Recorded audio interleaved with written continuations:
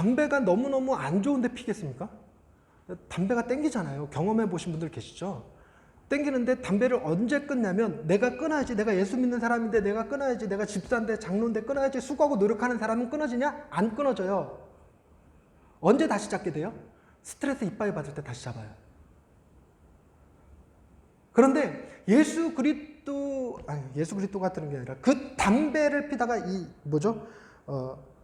무슨 폐암 이런 거 걸려갖고 담배 냄새만 맡으면 헛구역질 나요. 괴로워. 이런 느낌이 나면 담배 필까요? 안 피게 되죠. 안 피게 되는 걸 그가 노력하여 수고하여 담배 끊었다고 얘기할까요? 아니잖아요.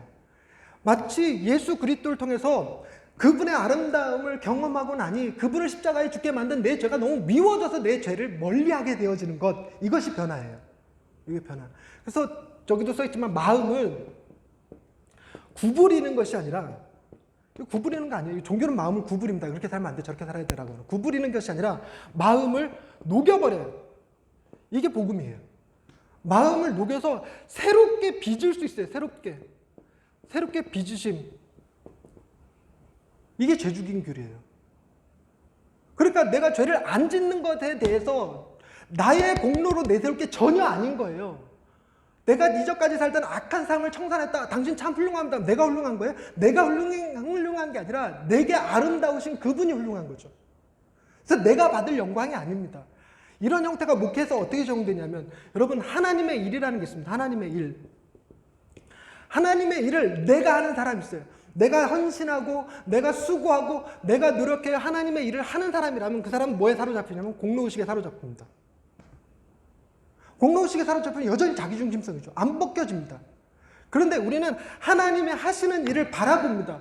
하나님이 하시는 일을 바라보니까 너무 아름다워요. 너무 기가 막혀요. 그러면서 무슨 생각을 품게 되냐면, 하나님이 하시는 그 일에 하나님이 나도 사용해 주셨으면 좋겠다라고 하는 욕심이 생기는 거예요. 그랬더니 하나님이 나를 사용해 주셨어. 하나님이 나를 써주셨어. 그러면 하나님 나 참 대단하지 않습니까? 이런 일 해냈습니다 라는 게 아니라, 하나님 나 같은 걸 통해서도 역사하여 주시니 감사합니다라는 말로 바뀐다는 겁니다. 전도에 관해서도 마찬가지입니다. 전도할 때 이런 예를 들게요. 어떤 사람이 이 치질에 너무 고통스러워해서 이 병원 저 병원 다니는데 좀처럼 해결이 안 됐다가 어느 병원 무슨 원장님을 딱 만났는데 그분에게 수술받고 재발 없이 완벽하게 해결을 받았어요. 완벽하게 해결받고 나서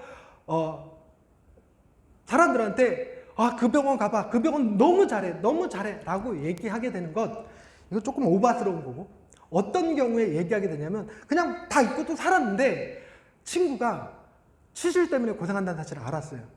그러면 제일 먼저 누가 떠오를까요? 그 병원 원장 떠오르겠죠. 그러면서 얘기해 주는 거예요. 그 병원 찾아가봐. 그 원장님 정말 잘해. 나 그 전에 그 병원에서 수술 받아. 지금까지 말짱해. 재발 한 번 없이 너무 좋아. 그러고 나서 그 원장님한테서 부탁하죠. 원장님, 제 친구인데요. 잘 좀 봐주세요. 치료 좀 잘 되게 해주세요. 그리고 나서 치료를 해서 이 친구가 완벽히 치질에서 벗어났어요. 그러면 우리가 그 원장님한테 가서 제가 환자 한 명 물어다 줬으니까 커미션 10% 주세요 이렇게 얘기할 건가요? 아니죠. 뭐 선물 싸들고 가고 아유 원장님 감사합니다. 덕분에 우리 친구도 이렇게 깨끗해졌어요. 이렇게 얘기할 수 있는 거죠. 자기 공로가 없어지잖아요. 근데 전도는 우리 사이에 어떻게 적용되어 있냐면, 우리가 하나님 앞에 받은 은혜, 충분히 경험한 그 은혜가 감격스럽게 흘러나와서 예전에 내가 겪었던 고통과 아픔을 겪는 사람들을 보면 그 사람도 여전히 하나님의 사랑으로 변화되기를, 나같이 변화되기를 간절히 바라서, 하나님 저 친구를 불쌍히 여겨주옵소서, 저 친구도 하나님의 사랑을 경험하게 하셔서 하나님 저 아이도 나와 같은 기쁨을 누리게 해주옵소서, 이렇게 얘기하게 되고, 그 친구가 변화돼서 예수 믿으면 하나님 감사합니다, 하나님이 저 친구도 구해주셨군, 이렇게 되는 거잖아요. 근데 우리는 내가 전도했어, 뭔가 잘못됐죠. 이래서 이 우리의 마음을 녹여서 그리스도의 아름다움을 발견하게 하는 것, 이것을 팀 켈러는 또 뭘로도 표현하냐면, 우상숭배에서, 여러분 마가복음에 큰 계명 논쟁 나오죠. 큰 계명. 큰 계명 첫 번째가 뭡니까? 하나님을 사랑하라. 두 번째가 뭡니까? 이웃을 사랑하라. 이게 큰 계명입니다. 예수 그리스도의 가장 위대함이 뭐냐? 613가지나 되는 율법을 하나님은 10개로 줄여주셨는데 예수님을 단 2개로 줄여주셨어요. 이게 최고의 압권이죠. 웃자고 한 말입니다. 이 최고의 압권인데, 그래서 우리가 계명을 몰라, 하나님의 뜻을 몰라, 그래도 뭐는 아냐면 하나님 사랑해야 된다는 것, 그리고 내 이웃을 사랑해야 된다는 것은 알죠. 그런데 여러분, 우리가 하나님을 사랑하는 건 죄입니까 아닙니까? 이렇게 얘기하면 또 헷갈리게 하신다. 이게 논리가 있죠. 죄란 뭐다? 내가 하는 모든 것이에요. 그러니까 하나님 사랑하는 건 죄예요 아니에요? 죄예요, 죄. 이웃을 사랑하는 건 죄입니까 아닙니까? 죄예요. 이런 논리가 어떻게 가능해지면 자기 중심성에서 우리가 벗어날 수가 없어요. 하나님 사랑하는 이유가 있잖아요. 우리가 하나님 나를 구원하셨고 하나님께서 내게 복을 주셨고 하나님의 복을 받을 욕심에 혹은 천국 가고자 하는 욕심에, 그러니까 우리는 자기 중심성에서 못 벗어나서 내가 하는 모든 것이 그냥 다 죄예요. 근데 그것뿐만이 아니라 하나님을 사랑하되 조건이 붙여. 어떻게? 마목드 팀. 마음과 뜻과 힘을 다해서 하나님을 사랑해야 되는 거예요. 근데 마음과 목숨과 뜻과 힘을 다해서 하나님 사랑하나요? 그렇지 않다라는 겁니다. 팀켈러가 얘기하는 칼빈의 이 비유를 갖다 썼는데, 우리의 마음은 우상공장, 우상을 만드는 우상공장이에요. 우리는 절대 마음이 텅 빈 상태로 진공 상태가 될 수 없어요. 우리 마음은 절대로 진공 상태가 되지 않습니다. 그래서 무엇인가 우리 마음을 차지하고 있어요. 그래서 우리는 우리 안에 마음과 목숨과 뜻과 힘을 다하여 사랑하는 무엇인가가 있습니다, 분명히. 근데 그 무엇인가가 하나님이 아니라면 다 죄인 거예요. 여러분, 우리가 하나님을 마음과 목숨과 뜻과 힘을 다해 사랑합니까? 아니죠. 많은 목사님들이 자신의 교회를 마음과 목숨과 뜻과 힘을 다해 사랑할 거고, 어떤 사람들은 가족일 테고, 어떤 사람은 자기의 커리어일 거고, 어떤 사람은 자기의 성과물일 거고. 저 같은 경우는 제 딸아이가 많이 차지하고 있어요. 제 딸아이가 제 마음속에 내가 마음과 목숨과 뜻과 힘을 다해 사랑, 나 하나님을 위해서 죽을 수도 있겠다, 하나님을 위해서 숨겨야지라는 마음보다 더 큰 마음이 뭐냐면, 내 딸아이가 불 가운데 있다면 아무리 소방대원들이 가로막는다 할지라도 들어갈 것 같아요. 들어가서 살려낸다는 게 아니라 혼자 두려움과 공포 가운데 죽어가게 할 수 없어, 같이 죽을래 하고 들어갈 것 같다는 거예요. 그런데 거기 하나님이나 예수님이 계신다면 여기서 발발 동동 구를 것 같아요. 어떻게 우리 하느냐, 어떻게 우리 하느냐. 우리 마음에 마음과 목숨과 뜻과 힘을 다하여 사랑하는 것이 하나님이 아니라면 그건 우리 죄예요. 그러니까 우리에게는 반드시 뭐가 필요하냐면, 율법을 얘기할 때 하나님 사랑이든 이웃 사랑이든 이게 가능한 것이 되면 안 돼요. 가능한 것이 되면 안 되는 이유가 뭐냐면 예수 그리스도가 필요 없어져요. 예수 그리스도가 너무나도 간절하게 필요한 사람들이 돼. 그래서 예수 그리스도가 마가복음 이게 모범이 아니라 구주가 돼요. 구주. 그분 없으면 안 돼 라는 것이 돼야 돼요. 내게 선한 것이 조금이라도 있으면 마치 그것 붙들고 천국 갈 것 같이 여기면 내가 나의 구주. 그러나 어느 것 하나 내세울 게 없게 만드는 힘이 어디서 나오느냐, 이 모든 것이 자기 중심성에 의한 것이다 라고 얘기하게 되면 우리에겐 절대적으로 필요하신 분이 계시죠. 예수 그리스도. 그래서 설교하는 나나 설교를 듣는 성도들이나 모두에게 동일하게 적용되죠. 그러니 내 얘기가 단순히 설교로 또 설교하고 자빠졌나는 그 설교가 아니고, 사모님들이 뒤에 앉아갖고 목사님 설교 들으면서 너 하나 좀 잘하세요, 너 하나 좀 잘하세요 말할 근거가 되질 않아요. 나도 죄인이라고, 우리도 죄인이고, 우리는 누가 필요한 것이라고? 예수 그리스도가 필요한 거라고 얘기하는 거죠. 그래서 예수 그리스도가 내가 병들었으니까 나를 고쳐주실 분으로 필요해, 그 얘기가 아니라 내가 힘들고 어려우니까 내 문제를 해결해 주실 분으로 필요해, 그런 얘기도 아니고, 그분이야말로 내 인생의 해답이에요. 그래서 뉴시티 교리문답 1번이 사나 죽으나 우리에게 유일한 희망이 무엇입니까? 유일한 희망이 무엇입니까? 라는 질문이에요. 사나 죽으나 우리의 유일한 희망이 무엇입니까? 그 답이 뭐냐면 나의 삶과 영혼, 죽음과 생명과 죽음, 이 모든 것이 내 것이 아니라 하나님께 속한 것이라는 사실입니다. 이게 답이에요. 내 인생이 내 게 아니라는 게 얼마나 감사한데요. 그래서 이 희망이 뭐냐면 내게 대언자 되시는 그분, 내가 어떤 잘못을 했건 어떤 선을 행해야 했건 간에 그의 손바닥에 못자국을 내어 보이시고 옆구리에 창짝을 내어 보이시면서 우리의 무죄를 주장하실 수 있는 유일한 분이죠. 근데 보십시다. 탕부 하나님에서 주장하는 것, 세리와 죄인들과 함께 예수님이 식사하시는 걸 보고 바리새인들이 시비 걸고 늘어졌죠. 여기는 자유주의자들을 상징했고 여기는 도덕주의자를 상징했습니다. 이것이 탕자, 둘째 아들, 이것이 큰아들이 되죠. 그런데 틴켈러는 뭐냐면 이 죄인들, 이 자유주의 죄인들에 대한 이야기를 하자는 게 아니고 탕부 하나님에서는 이 도덕주의자들의 문제를 해결하자는 거예요. 이게 큰 문제는 거예요. 왜냐하면 이들은 죄를 회개해요. 죄를 분명하게 인식합니다. 주님을 만났을 때 세리와 죄인들은 자기들의 죄를 인식해요. 근데 바리새인들은 주님을 만났을 때 죄를 인식하는 것이 아니라 의를 인식해요. 의. 그래서 뭔가 칭찬받기를 원하죠. 우리가 도덕적으로 선한 사람이 되면, 종교적으로 열심히 있는 사람이 되면 하나님 앞에 서는 순간 뭐 하고 싶은 욕심이 드냐면 착하고 충성된 종아 라는 소리를 듣고 싶어 한다는 거예요.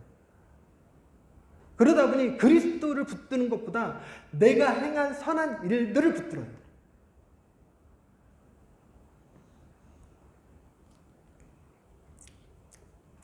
틴켈러가 성공, 충성, 열매를 비교하면서 말했던 일이 있는데, 목회자들이 옛날에는 성공을 중요시하게 여겼대요. 여기 목사님, 우리 담임 목사님 오셔서 교인 수가 몇 명이 되고 헌금이 얼마가 늘고 하는, 우리 교회가 얼마나 크게 되고 하는 성공이 잣대가 됐는데, 모든 교회가 다 성공하는 건 아니죠. 여기에서 반발하고 나온 게 충성했죠. 얼마나 그가 하나님 앞에 충성돼서 기도를 열심히 하고 설교 준비를 얼마나 열심히 하고 독서를 얼마나 열심히 하고. 그런데 이것도 오늘날 사회처럼 이중직으로 살아가야 되는 목회자들한테 부담스러운 일이죠. 그래서 틴켈러가 얘기하는 건 뭐냐면 성공도 아니고 충성도 아니고 열매가 있어야 된다라고 얘기하는데, 열매가 바로 성품에 해당되는 얘기였습니다. 성품에 해당되는 일이었어요. 그래서 틴켈러는 그 목회자들의 목회자들이 그 하나님 앞에서 목회를 잘 감당하는 일은 그가 얼마나 설교를 잘하느냐, 그가 얼마나 능력이 있느냐, 그가 얼마나 성실하냐, 그가 얼마나 부지런하느냐가 아니라, 그 모든 것, 이게 필요 없다는 얘기가 아니라, 필요 없다는 것이 아니라 자기가 가지고 있는 달란트 플러스 경건함이 있어야 된다는 거예요. 경건함 성품. 근데 그 경건한 성품을 얘기하니까 많은 목사님들이 반응이 또 어떻게 가냐면, 그래, 내가 경건해지기 위해서 좀 더 성경을 봐야지, 내가 경건해지기 위해서 좀 더 기도 많이 해야지, 내가 경건해지기 위해서 뭐 금식하고 절제하고 이런 쪽으로 흘러가는데, 그게 아니라 내 안에 복음이 완벽하게 사로잡혀서 내가 하나님 앞에 큰 죄인이고 더불어 하나님께 큰 사랑을 받는 존재라고 하는 사실에 대한 깊은 묵상, 예수 그리스도께서 내게 행하신 그 놀라운 일에 대한 깊은 묵상에 받쳐줬을 때 비로소 변화되어지는 성품이 내 달란트를 뛰어넘는다는 거예요. 그러니까 우리의 뭔가 노력이 아니죠. 뭔가 노력이 아니라 우리는 이 복음에 대한 분명한 이해, 그리고 그 예수 그리스도에 대한 자신의 의탁, 이런 것들이 필요하다는 것입니다.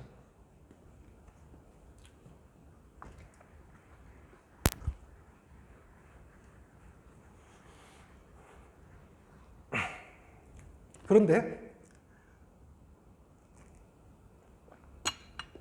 잠깐 성경에 대한 얘기를 좀 해보십시다. 여러분, 성경은 하나님에 대한 모든 것이다. 하나님의 일부를 담은 책이다. 하나님의 샘플이다. 세 개 중 어떤 것일까요? 그러니까 각자가 다 주장의 이유가 있죠. 뭐냐면, 여러분, 성경은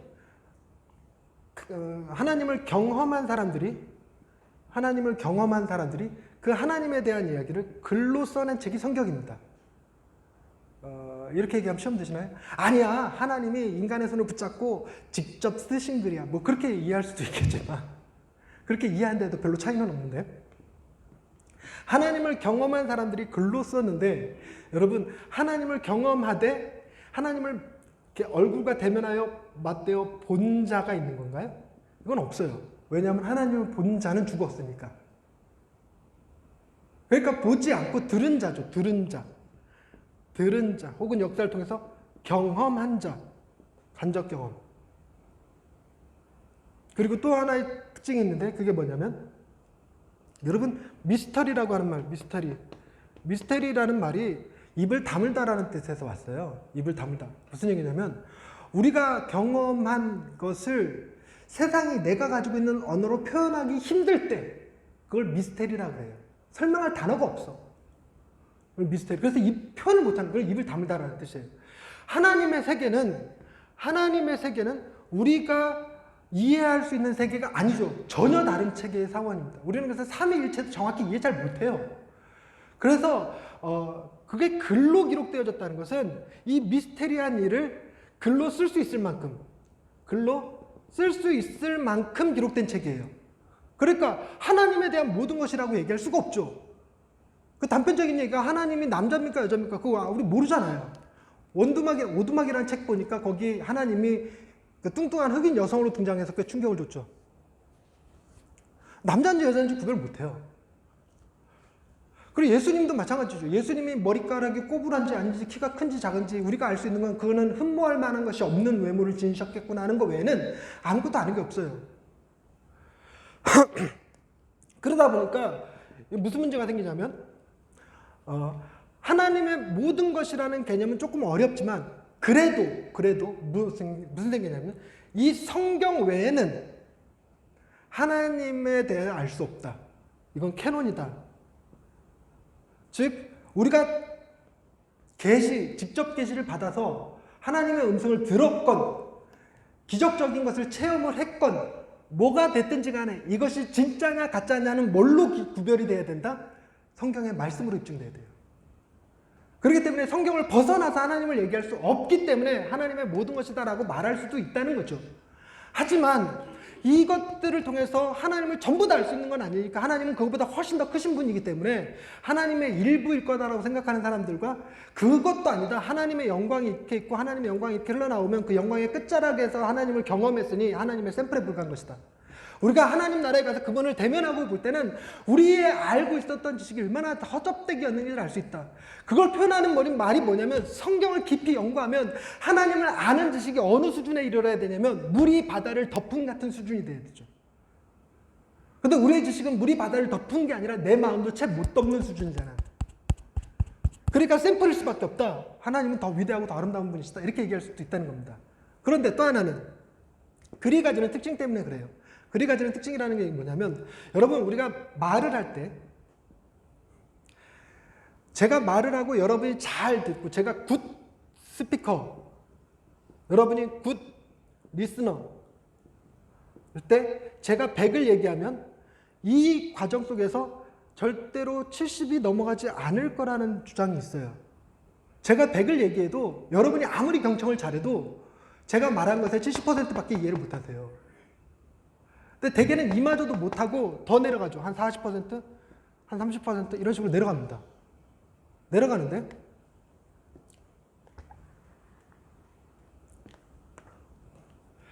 말할 때는 세 가지가 있습니다. 첫 번째 내용이 있고 두 번째 의도가 있고 세 번째 톤이 있어서 그 말이라는 것이 형성이 되거든요.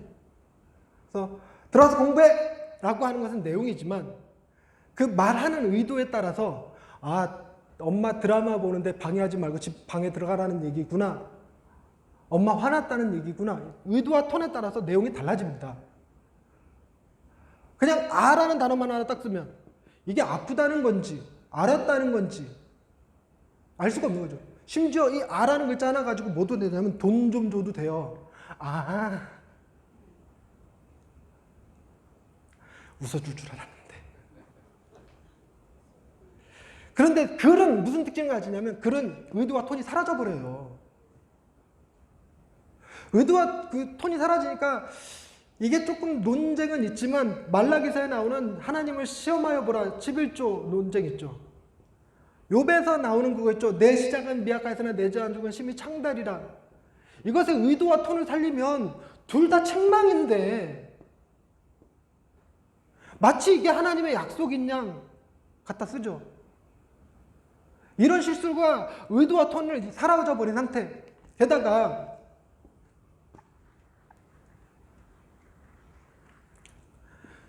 여러분 예수님이 십자가 달리실 때 여기에 써있던 글이 있었습니다.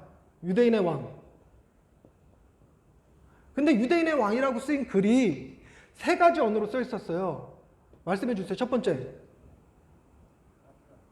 라틴어, 로마죠. 로마가 그때 당시 지배하고 있었으니까. 두 번째 헬라어. 헬라 문화가 지배하고 있던 시대니까 헬라어. 세 번째, 네? 히브리어. 지금 사형을 집행하는 장소가 예루살렘이었기 때문에 히브리어로 쓰여져 있었습니다. 그런데 문제는 예수님께서 십자가 위에서 엘리 라마 사박다니 여담을 하나 하죠.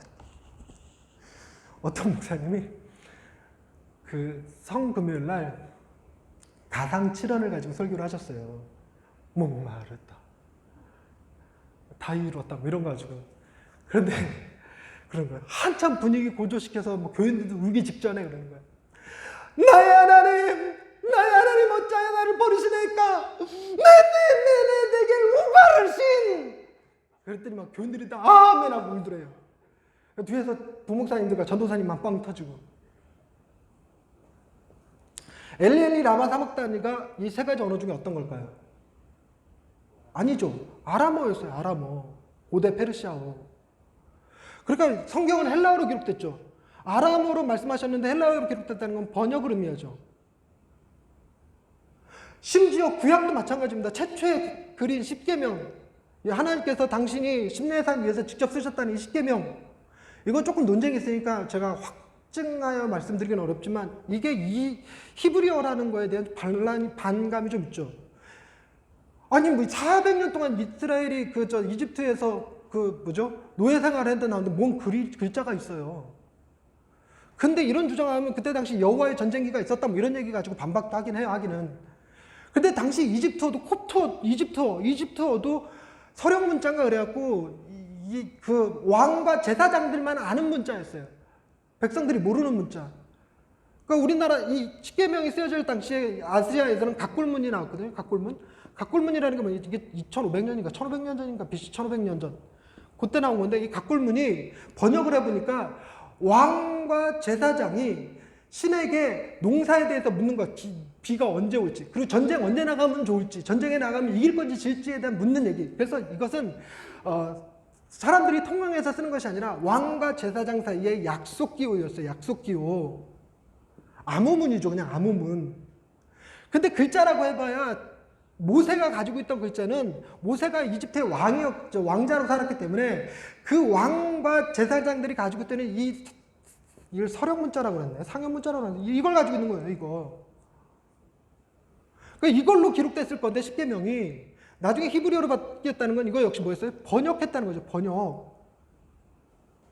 우리가 가지고 있는 성경의 원서로 흘러가 봐야 그거 역시 번역본이라는 거예요. 번역본인데 우리가 가지고 있는 성경은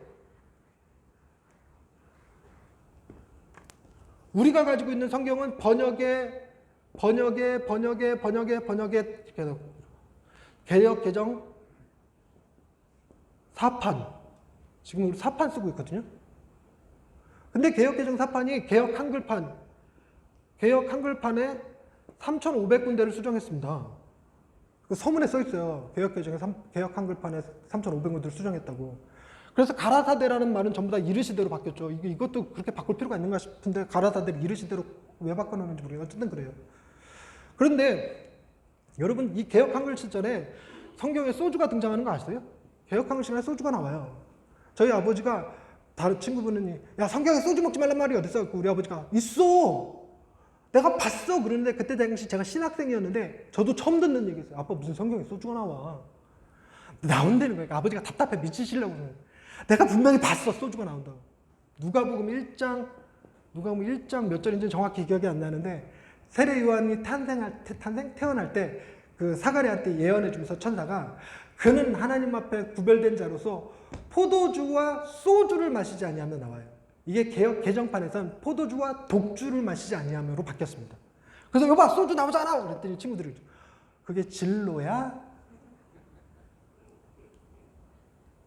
그리고 여러분 이게 기가 막힌 건데 여자 이름으로 된 성경책이 3권 있죠. 여자 이름으로 된 성경책 3권 뭐죠? 첫 번째 에스더, 두 번째 룻기, 세 번째 여기까지는 대답들은 다 하시는데 세 번째를 몰라요. 우리나라 여자 이름. 민수기.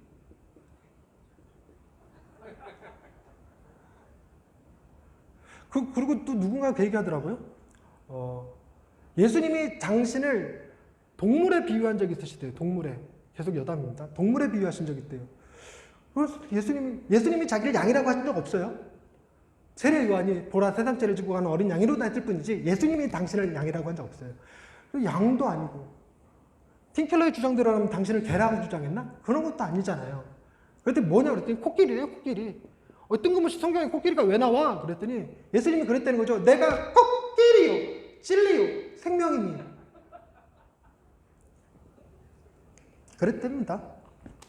그런데 개혁개정 사판 얘기하려고 그러는 건데 여러분 이게 3,500군데를 수정한 거면 개혁개정 사판을 바라볼 때 이거는 완전하다고 얘기할 수 있을까요? 아니란 말이에요. 말로 했을 때 그 말을 전해 들었을 때 100에서 한 70으로 떨어진다면 그 글로 성경에서 의도와 톤이 사라지면 한 30으로 떨어지고 그걸 번역에 개정의 사판까지 오면 이게 15%? 1% 남아있을까요? 우리가 지금 이 몇 개 남아있지도 않은 거 가지고 설교를 하고 있는데 몇 개 남아있는 거 가지고 설교하면서 우리의 오류는 얼마나 클까요? 우리의 오류 엄청나게 많습니다. 여러분 우리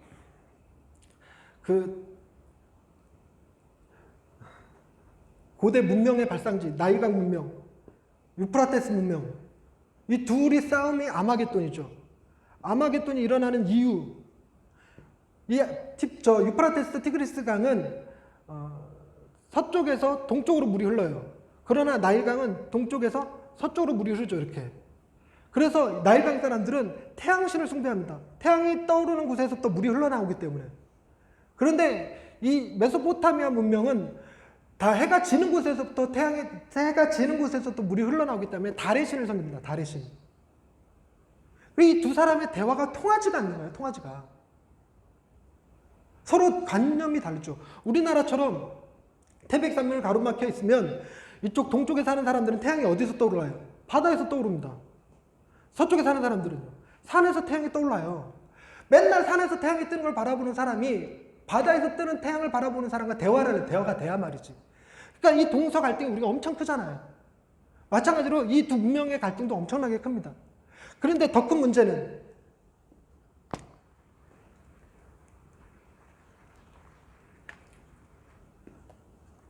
이스라엘 문화. 이스라엘 문화를 보면 여러분 이스라엘 문화의 일주일 문화가 어떻게 되죠? 일주일? 지금 우리나라도 마찬가지긴 한데 월요일서부터 시작해서 일요일날 끝나는 게 우리나라 문화고 이스라엘 사람들은 아담과 하와가 언제 했던 제6일째 되는 날 창조받고 해가 딱 지자마자 안식일이 되죠. 안식일이 돼서 아담과 하와가 뭘 활동하기 전에 먼저 뭐부터 취하냐면 하나님으로부터 안식을 취합니다. 힘과 지혜와 능력을 얻죠. 그걸 가지고 일주일을 삽니다. 그래서 일요일부터 시작해서 월요일로 토요일로 끝나요. 그래서 여러분 이 개념이 어떤 개념을 가져오냐면 우리나라는 자기 힘으로 살아요. 자기 힘으로 살아서 일요일날 하나님 앞에 내 거라고 그러고 가져와요. 그리고 지치고 힘든 몸을 치료받기를 원해요. 그리고 상이 있으면 상에 대한 내가 잘하는 게 있으면 상을 받고 싶어요. 그런데 유대인들은요. 하나님이 주신 힘으로 사니까 내가 무엇을 만들면 열매를 맺으면 그 열매는 다 누구 거예요? 하나님의 것이에요. 하나님의 힘으로 살아간다고 생각하는 사람과 내 힘으로 살아가서 하나님 앞에 무엇을 받는다고 생각하는 사람의 사고방식이 다르죠. 뿐만 아니라 아침이 되고 그 다음날 아침이 되는 것을 우리는 하루라고 얘기합니다. 그래서 우리는 뭐냐면 일한 자가 먹는다라고 얘기해요. 그런데 이스라엘은 저녁이 되고 그 다음날 저녁이 되면 하루예요. 먼저 뭐부터 시작하냐면 쉼부터 시작합니다. 쉼. 우리 개념이 다르죠. 그러니까 흔히 뭔 얘기를 하냐면 예수 그리스도께서 변화산에 올라가셨다가 내려오셔서 귀신 들린 아이를 고쳐주셨어요. 그런데 변화산에 올라가셨다가 내려올 때 뭐라고 하냐면 다음 날이 되니라는 표현이 나오니까 이 다음 날이 되니를 근거로 해서 산에 올라갔을 때를 밤이라고 생각하고 귀신 들린 아이를 만난 것을 낮이라고 생각해요. 아침이라고. 아니죠. 다음 날은 뭐예요? 저녁이 됐다는 얘기죠. 저녁. 요즘 밤에 산에 올라가는 건 위험한 일입니다. 밤에 산에 올라가지 마세요. 밤에 산, 근데 우리 어릴 적에 이것 때문에 밤에 산기도 간다고 가갖고 나름떨어지에서 하나님 앞에 막 이러면서 하나님 내 기도 응답해 주시지 않으면 뛰어내리겠습니다라는 일사각오의 마음으로 막 그러시고. 그리고 아침이 됐는데 귀신이 막 팔개를 쳐? 이상한 얘기죠. 그리고 밤에 올라갔는데 밤에 예수님이 세상에 그 어떤 것보다 희귀할 수 없을 정도로 그 몸에서 광채가 나셨다면 밑에서 바라보면 보이죠, 그냥. 또 낮이었어, 낮. 이런 차이가 우리 성경 해석의 차이를 가져옵니다. 단순히 이런 차이만 있나요? 이런 문화적 차이도 있지만 거기에 따라서 지리적 차이도 있고요. 거기에 따라 뭐냐면 2000년이라는 시간의 차이도 있고요. 그러니 우리는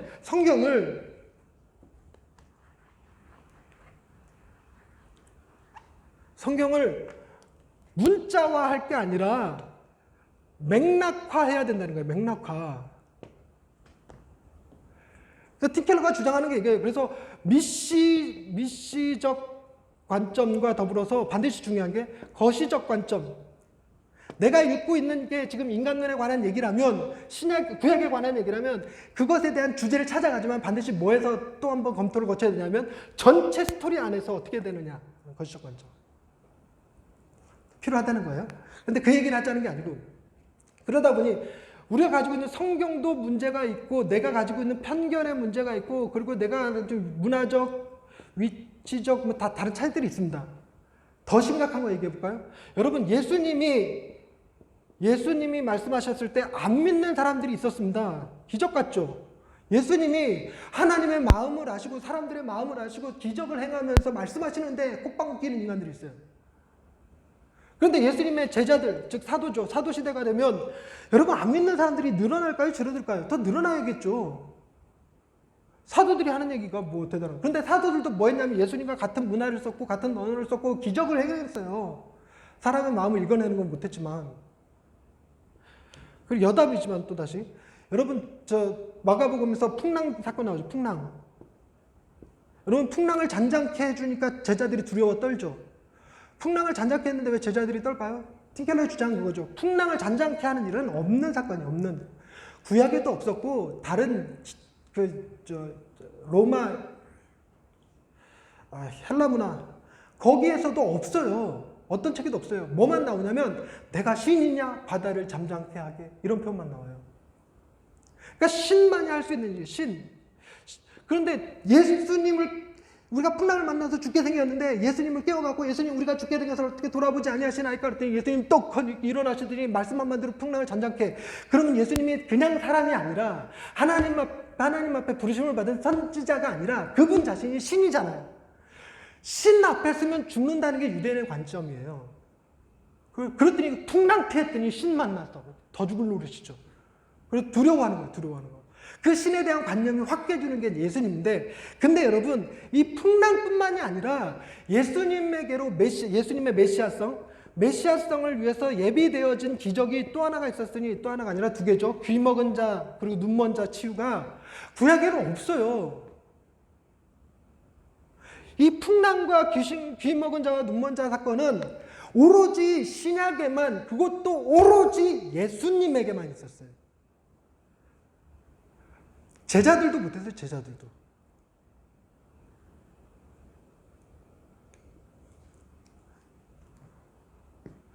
근데 자꾸만 왜 우리나라에서는 유다지 눈 먼 사람 눈뜨게 했고 하는 기사 자기가 눈 먼 자 눈뜨게 했다고 얘기하는 사람들이 많은지 모르겠어요.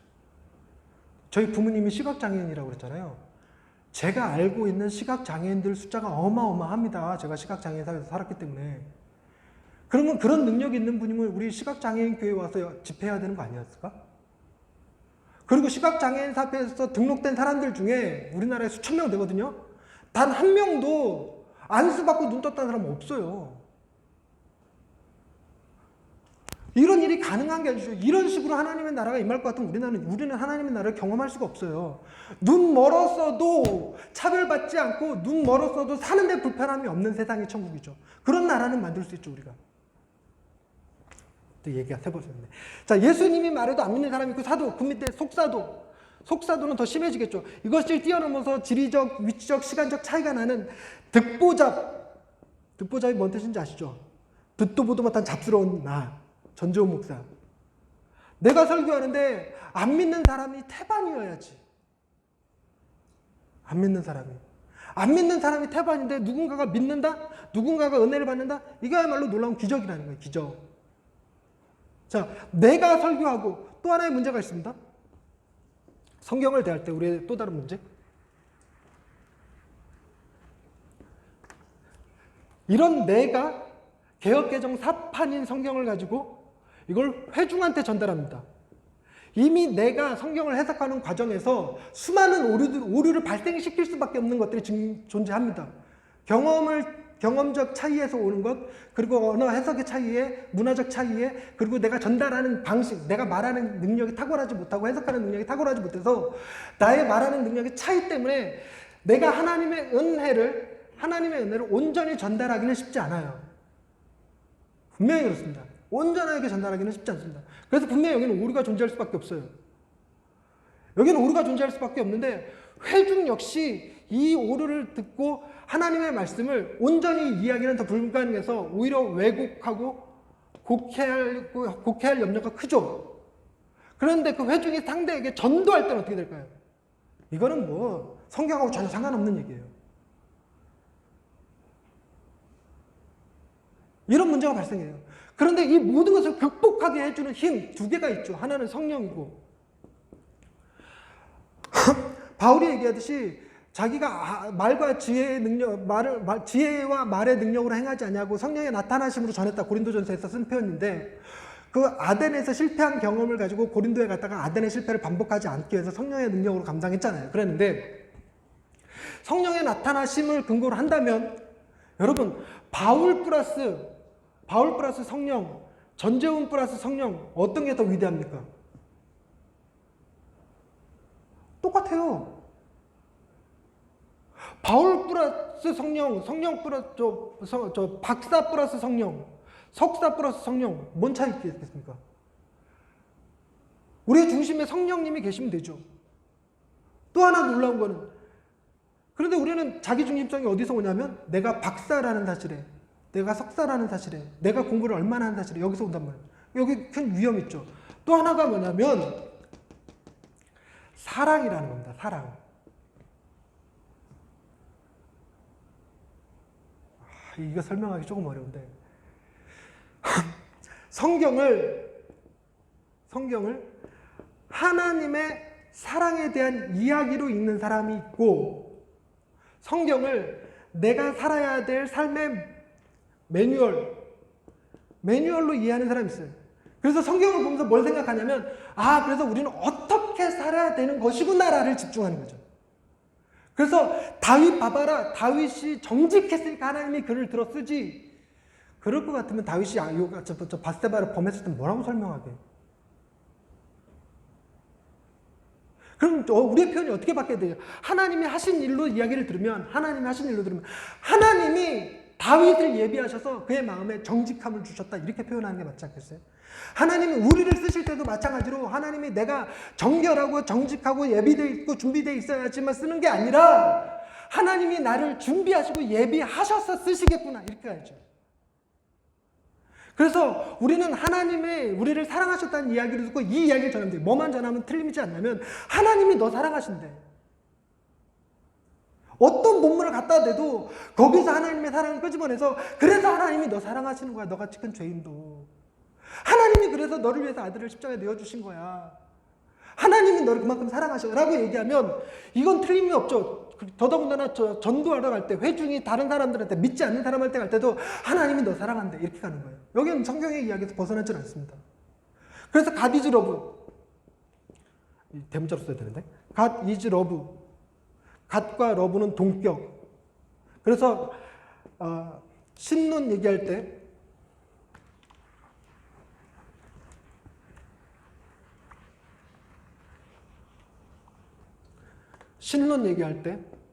하나님의